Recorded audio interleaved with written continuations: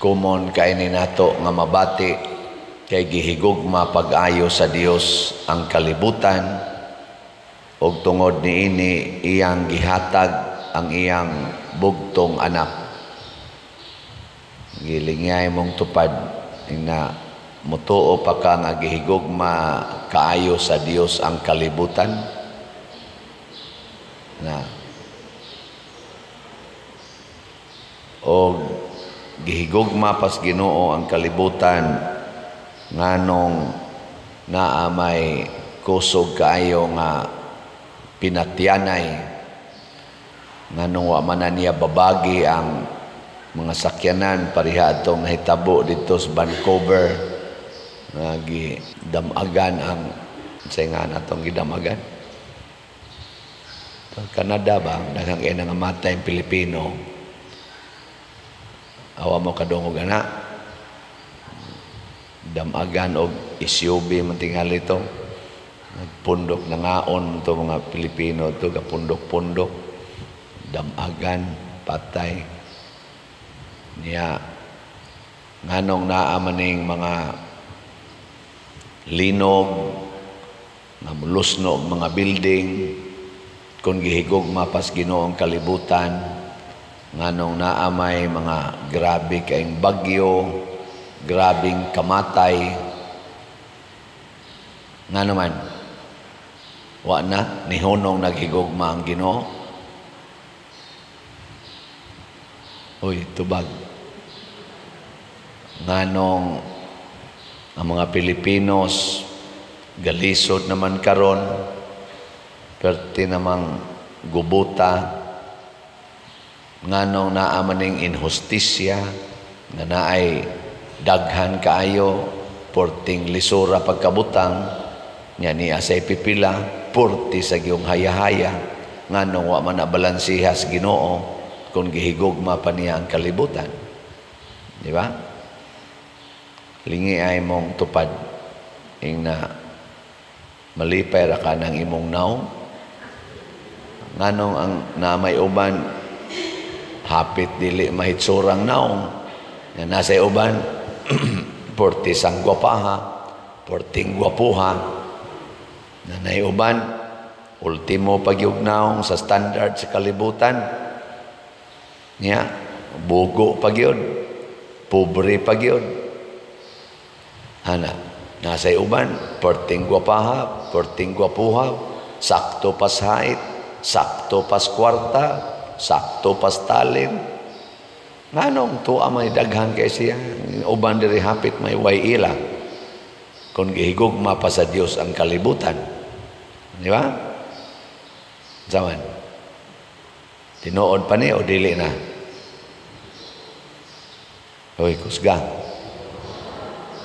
kung tinuod pa ni hurot na tagkahalin atong slat nga nganong wa pa magyud mahalin karon na apa may mga 35,000 para sa atong pista kadako pa na 35,000 igbabaligya pilay kantidad na mga 3.5 million mahurot pa kani karong Sabado ano sa man yung tanaw kaning atong God's healing and deliverance powers mahurot pa kani tag 100 pesos ra gid ni siya.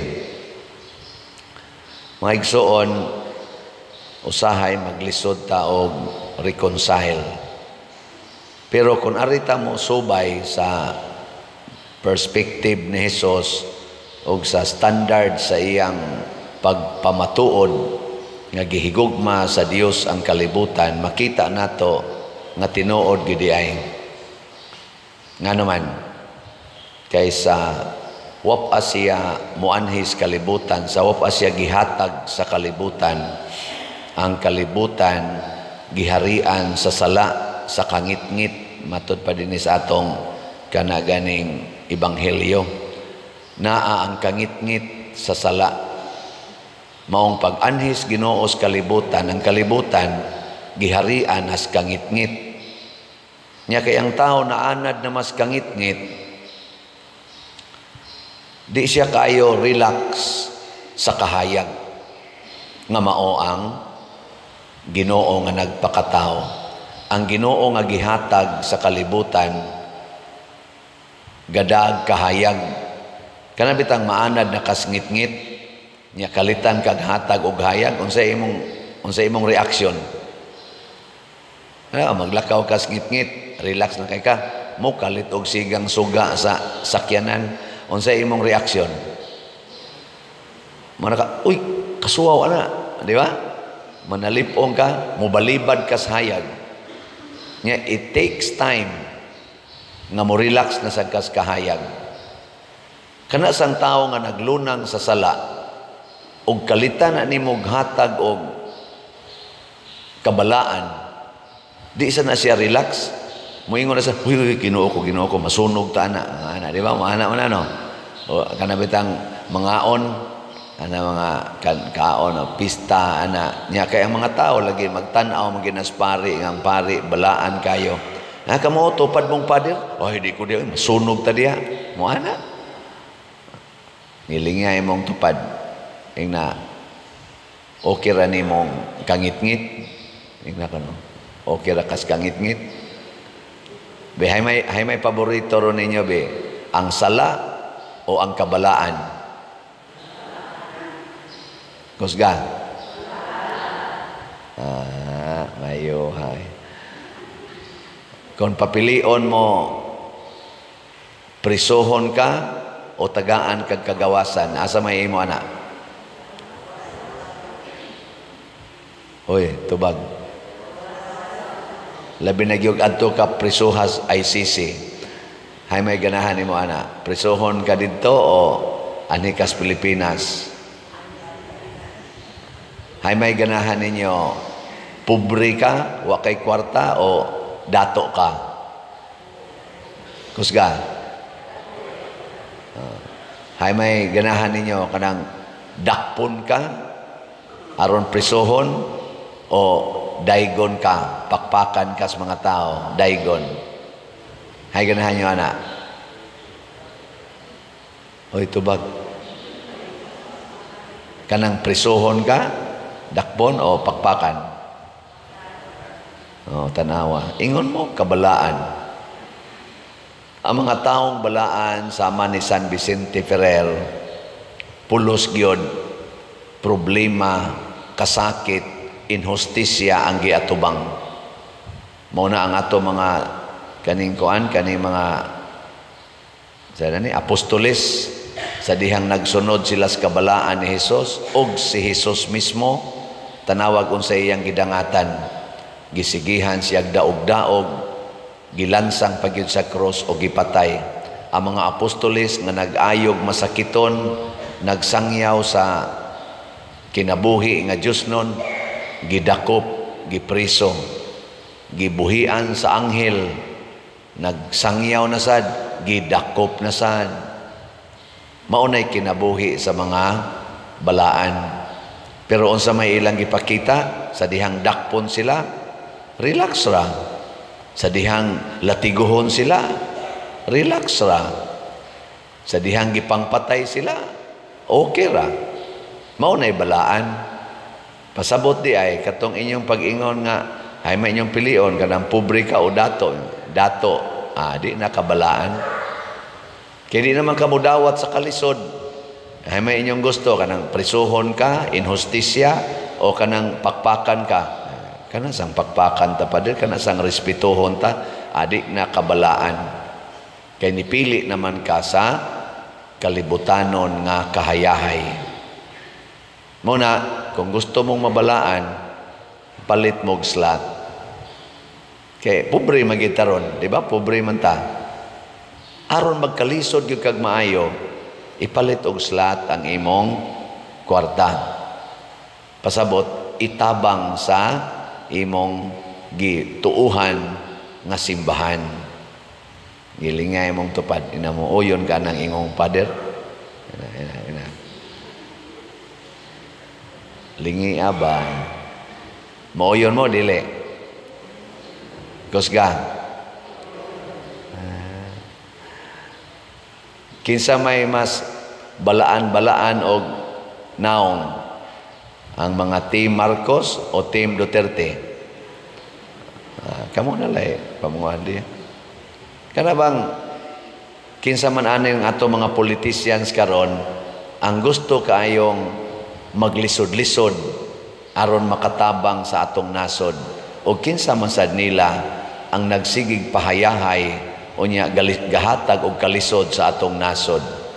Kanang kasigig pahayahay nga mga politicians unya gahatag og kalisod sa atong nasod, di na nato pilion ay bisan pag unsay lang ihaylo nato karong panahos eleksyon.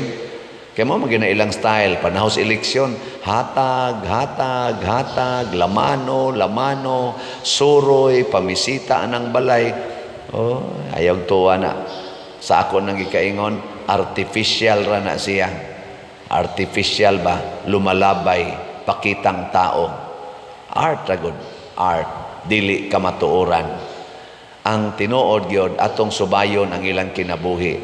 Kinsa Manila ang tinuod gyud nga muantos para sa mga kabus, muantos aron hunungon kining drugas, muantos aron hunungon kining graft and corruption, muantos aron ipauswag ang kinabuhi sa nag-ilaid nga kalisod sa mga taong naa sa squatter area, naa sa mga kilid, sa mga dagat, kanang naa sa mga bukid nga na nagbalay in taon nga hapit wa nay atop. Mag-unsa man og ikaw nga politician purting nindutan nimong balay niya ang imong mga silingan diha nga mo'y nibutar nimo, trapal nga gision ang mo'y ilang bongbong, sin nga busluton mo'y ilang atop. Nya di jud ka magpakabana ana. Dinis atong parokya pila na ni kabalay atong nahimo. Aron lang yun matarong-tarong ang bongbong ug ang atop, mugasto tag average 50,000. 135 kabalay. Karon nahunong ta kay na-sure ta sa budget kay perting daghana sa uswag og maayong pamaliton niya na-sure sa ta dinhi. Pero ato ginang padayonon kay wa pa ko ka kompleto sa 61 kabalay, kuangan pag 15 aron maabot og 61. Basig maabutan ko sa 62 niya. Ang 61 wa pa mahuman. Ning kamot jud ko ana. Pero sa pagkakaron dinhi lang na sa atong parokya ha. Unsa na ka sa ubang parokya? Pila sa kakabuk balay nya naay nang apply nato 300 na kapin ang nang-apply para pagpaayos ilang balay or magpahimog yung balay kay ang ilang gipuy-an karon di gyud mapuy-an og tarong. Nya sa atong mga politicians karon ato silang tan-awon. Tan-awa ra gud ng ilang mga sakyanan, tan-awa ng ilang mga balay. Di ba? Tan-awa ng ilang mga bank accounts, million, billion.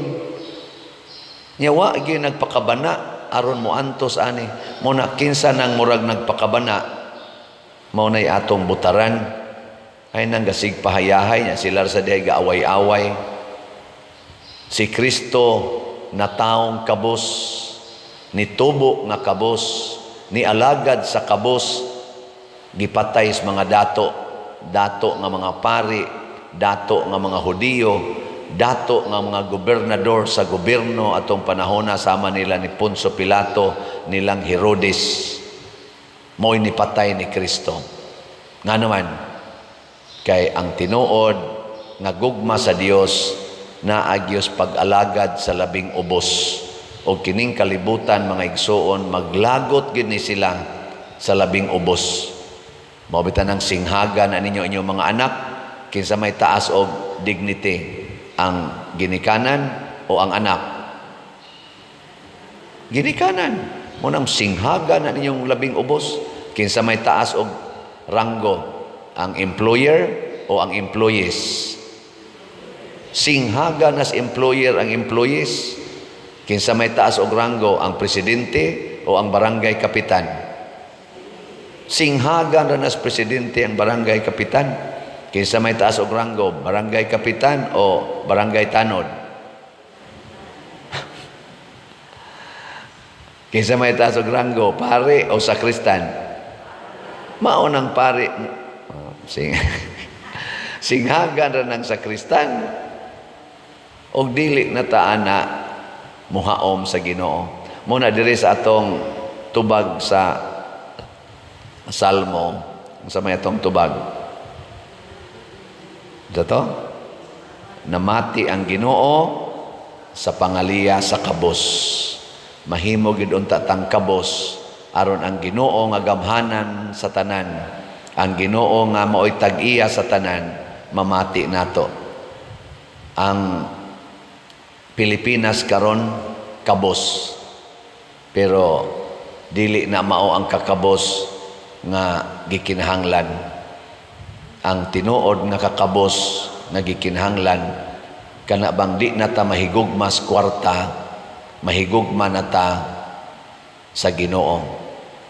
Di na ta mahigugma sa kahayahay sa kinabuhi, mahigugma na ta sa pag-alagad o pagpaluag-luag sa mga pag-antos sa katilingban. Muna'y tinuod nga kakabos nga gipangita sa Ginoo. Sige, lingay mong tupad. Ingna, sugod karon, sabat na ko ba? Himuon ti kang hayahay. Ana. Yan, ingon din na imong tupad. Galisod yung kong bayad sa utang. Yan, ingon, sige, ako na'y bayad, ana. Nindota, no? Hayahay na kayo. Di ba? Mao na, hinaot unta, nga maliwatan ni San Vicente Ferrer. Ligon, sulundon, nga kauban, sa panaw, sa mga magpapanaw sa paglaom. Naghatagid siya paglaom nga naman ang mga giyawaan iyang tabangan nga mawa ang yawa, pinaagis iyang kasuod sa Ginoo. Ang mga masakiton giayo ni San Vicente Ferrer tungod sa iyang pag-antos, pagsigig puasa sa iyang lawas o sa iyang pagpanton sa iyang kaning mga sala pagka makasasala. Giantos ni San Vicente Ferrer ang mga kasakit sa kalibutan aron matagaan og paglaom ang mga taong hapit wa nay paglaom, og mao sad na ang atong misyon.